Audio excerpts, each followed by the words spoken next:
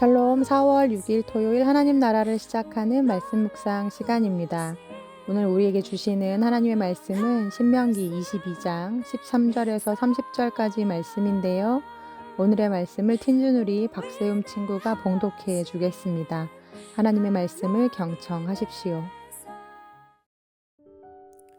누구든지 아내를 맞이하여 그에게 들어간 후에 그를 미워하여 비방거리를 만들어 그에게 누명을 씌워 이르되 내가 이 여자를 맞이하였더니 그와 동침할 때에 그가 처녀임을 보지 못하였노라 하면 그 처녀의 부모가 그 처녀의 처녀인 표를 얻어가지고 그 성문 장로들에게로 가서 처녀의 아버지가 장로들에게 말하기를 내 딸을 이 사람에게 아내로 주었더니 그가 미워하여 비방거리를 만들어 말하기를 내가 내 딸에게서 처녀임을 보지 못하였노라 하나 보라 내 딸의 처녀의 표적이 이것이라 하고 그 부모가 그 자리옷을 그 성읍 장로들 앞에 펼 것이요 그 성읍 장로들은 그 사람을 잡아 때리고 이스라엘 처녀에게 누명을 씌움으로 말미암아 그에게서 은 100세겔을 벌금으로 받아 여자의 아버지에게 주고 그 여자는 그 남자가 평생에 버릴 수 없는 아내가 되게 하려니와 그 일이 참되어 그 처녀에게 처녀의 표적이 없거든 그 처녀를 그의 아버지 문에서 끌어내고 그 성읍 사람들이 그를 돌로 쳐 죽일지니 이는 그가 그의 아버지 집에서 창기의 행동을 하여 이스라엘 중에서 악을 행하였음이라. 너는 이와 같이 하여 너희 가운데에서 악을 제할지니라. 어떤 남자가 유부녀와 동침한 것이 드러나거든 그 동침한 남자와 그 여자를 둘 다 죽여 이스라엘 중에 악을 제할지니라.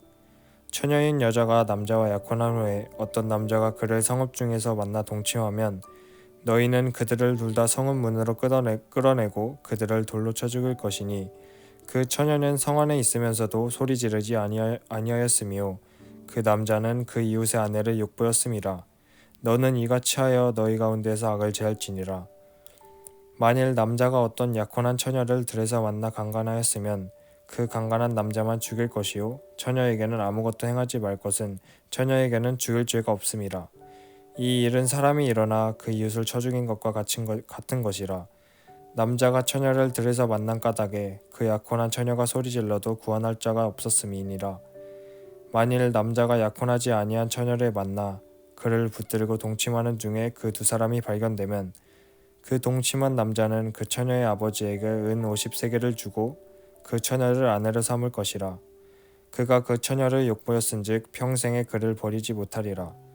사람이 그의 아버지의 아내를 취하여 아버지의 하체를 드러내지 말지니라.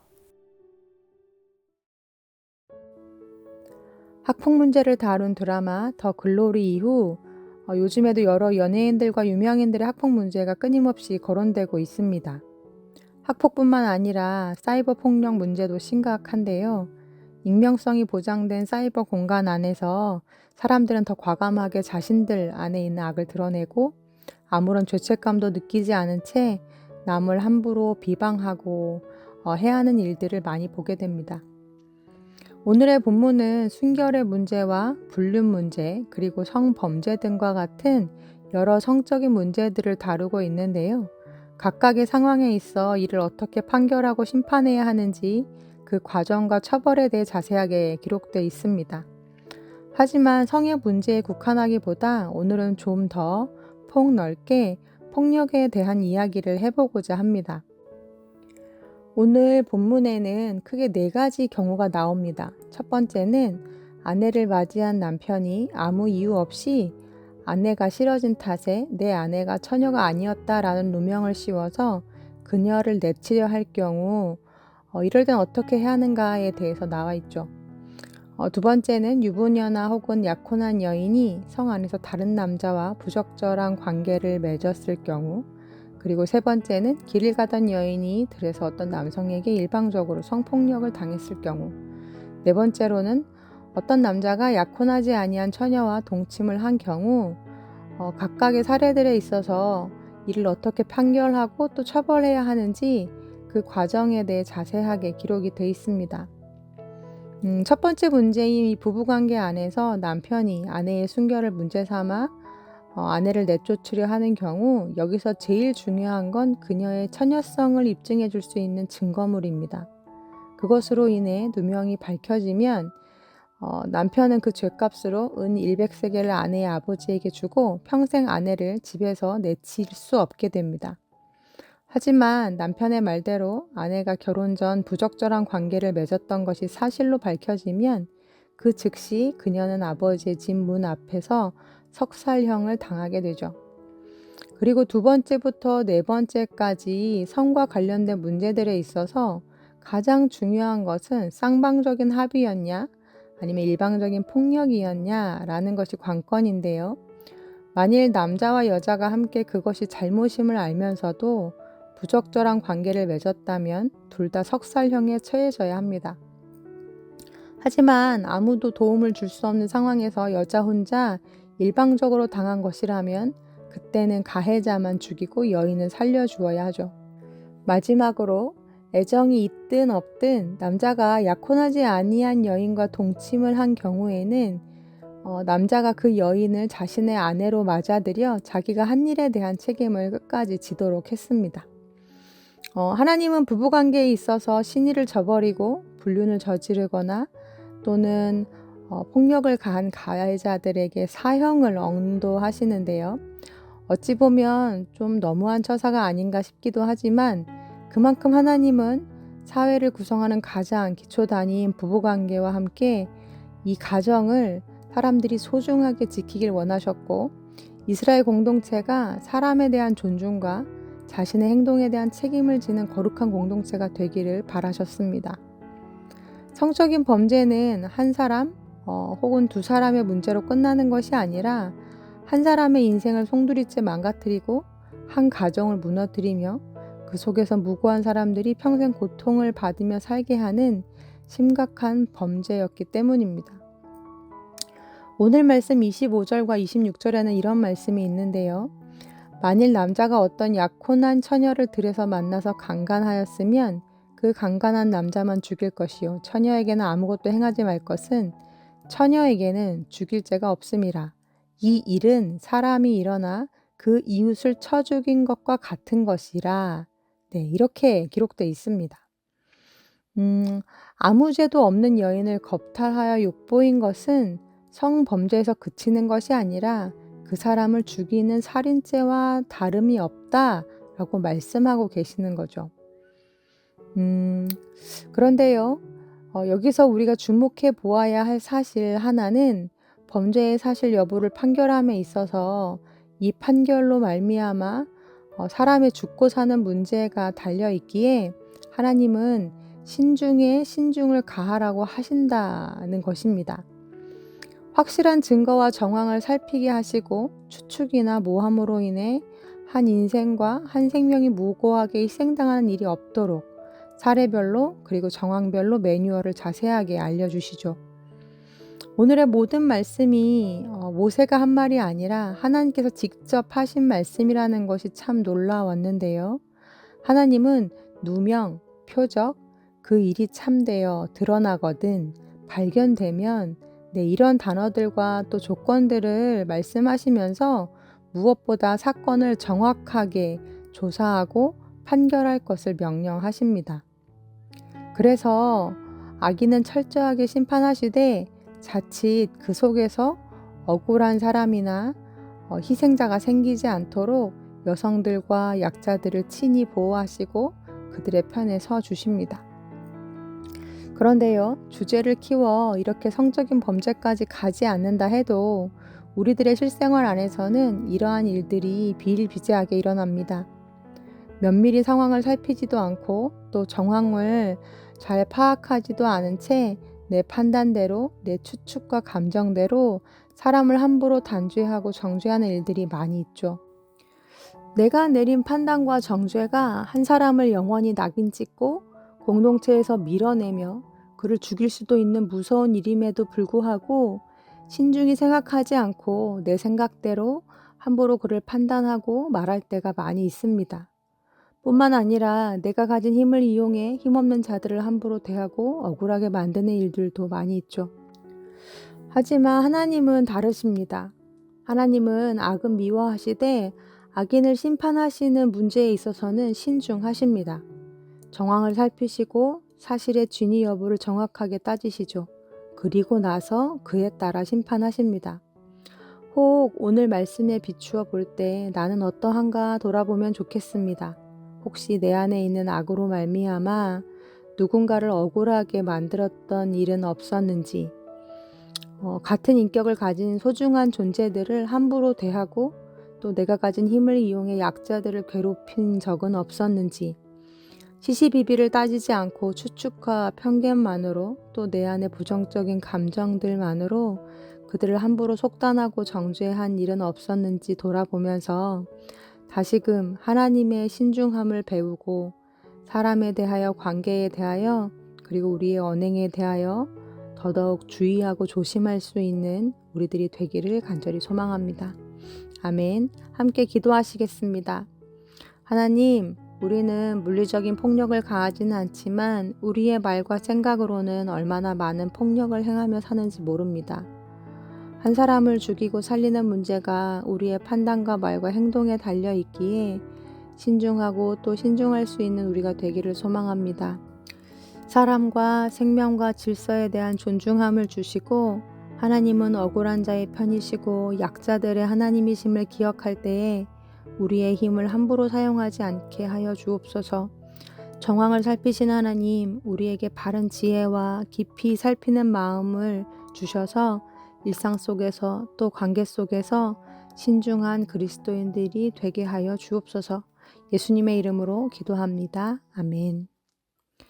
말씀을 마쳤습니다. 이후로 함께 들으실 찬양은 오늘 말씀을 봉독해 준 박세움 친구가 추천해 준 찬양인데요. 먼저 세움이가 보내준 사연 읽어드리겠습니다. 안녕하세요. 박세움입니다. 저는 올해로 수능을 볼 나이인 19살 고등학교 3학년이 되었습니다. 고3이 되고 학교나 학원에서 교회를 다닌다고 하면 고3이 그럴 시간이 있냐? 체력 낭비다 라는 이야기들을 들을지도 모릅니다. 저 역시 방학 때 선교와 수련회로 학원을 빠졌을 때 들었던 이야기입니다. 하지만 저는 그렇지 않습니다. 오히려 교회를 가고 수련회를 가는 것이 저에겐 삶을 살아갈 힘을 주는 시간이었습니다. 그리고 앞으로도 저는 제게 힘을 주시는 하나님을 의지하고 교회에 나가 기도하며 살아갈 것입니다. 저를 인도하시는 하나님을 찬양하며 주만 의지해 찬양을 추천합니다. 라고 우리 세움이가 이런 사연 보내주었습니다. 우리 교회 고3은 이 정도 수준이다 라고 어디 가서도 막 자랑하고 싶어지는데요. 하나님을 향해 중심이 바로 서 있는 우리 세움이가 주님 주신 지혜와 힘으로 올 한 해 잘 보내고 하나님이 주신 소명과 비전을 찾아 세움이의 삶을 즐겁게 헌신할 수 있는 멋있는 그리스도인이 되도록 함께 기도해 주시면 감사하겠습니다. 그럼 세움이가 추천해 준 찬양 주만 의지해 함께 들으시겠습니다.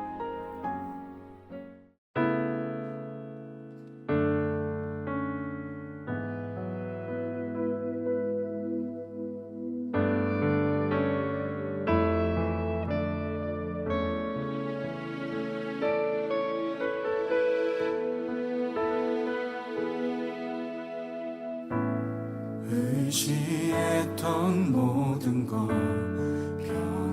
변해가고 억울한 마음은 커져가네.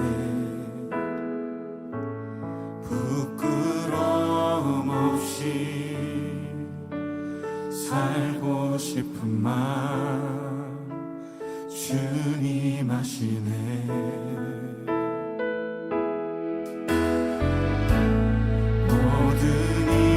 선으로 이겨내고 죄의 유혹을 따르지 않네. 나를 구원하신 영원한 그 사랑, 그 신들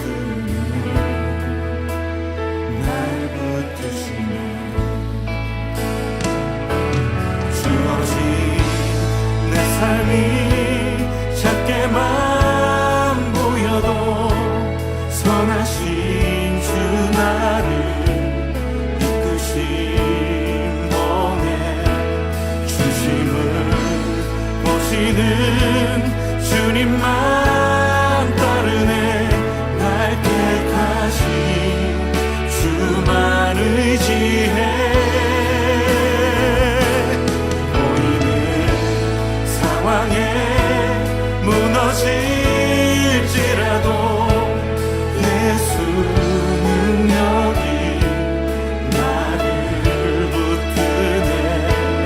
보이지 않아도 주님만 따르네.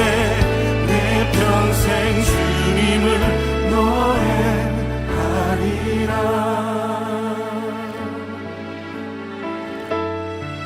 모든 일을 선으로 모든 일을 선으로 이겨내고 죄의 유혹을 따르지 않네. 나를 구원하신 영원한 그 사랑 그 신근에 날 붙드시네. 주어진 내 삶이 작게만 보여도 선하신 주 나를 이끄신 거네. 중심을 보시는 주님만 따르네. 날 택하신 주만 의지해. 보이는 상황에 무너질지라도 예수 능력이 나를 붙드네. 보이지 않아도 주님만 따르네. 내 평생 주님을 노래. 우리 다시 한번 고백합시다. 주어진 내 삶이 주어진 내 삶이 작게만 보여도 선하신 주 나를 이끄신 번에 중심을 보시는 주님만 따르네.